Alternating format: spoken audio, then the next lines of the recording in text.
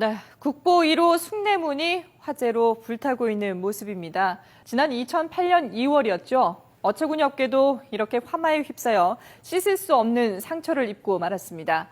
이후 5년 4개월간의 복구 기간을 거쳐서 올해 5월 일반에 공개가 됐지만 이번에는 부실 복구 논란으로 다시 명예에 금이 가게 됐습니다. 문제가 되고 있는 부분을 몇 가지 살펴보도록 하겠습니다. 우선 목재에 곱게 칠해져 있어야 할 단청이 보시는 것처럼 곳곳에 금이 가고 떨어져 나가고 있습니다. 원인에 대해서는 의견이 분분한데요. 나무가 안정될 때까지 충분한 시간을 주지 않은 데다가 사라진 전통 기법을 짧은 시간 안에 구현하다 보니 안료 배합 자체가 잘못됐다는 지적도 있습니다. 또 접착제 역할을 하는 악교도 품질 좋은 국산 대신에 일본산을 사용했습니다. 자, 복구에 사용된 목재 역시 충분한 건조가 이루어지지 않았다는 지적입니다. 그러다 보니 곳곳이 이렇게 갈라지고 뒤틀리는 현상들이 나타나고 있습니다.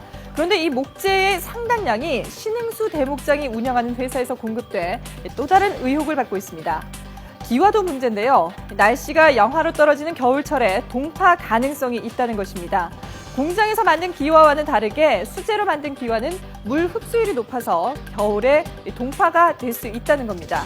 또 가마에서 구울 때 열이 고르게 전달되지 않아서 기와 표면 일부가 은색으로 변색된 곳이 있습니다. 자, 이 같은 문제가 나온 이유는 뭘까요? 보건공사를 감독해야 할 문화재청이 제 역할을 못했다는 목소리가 높습니다. 목재와 기압가스를 포함해서 주요 자재비조차 제대로 파악하지 못한 것으로 드러났는데요. 이 목재의 경우에는 문화재청은 2억 3,400만 원이 들었다고 했지만 실제 시공사에서는 7억 5,700만 원을 썼다고 합니다. 또 기와도 한 장당 2,074원씩 모두 4,300만 원이 들었다고 했지만 실제로는 장당 11,000원씩 모두 2억 2,800만 원이 들었습니다.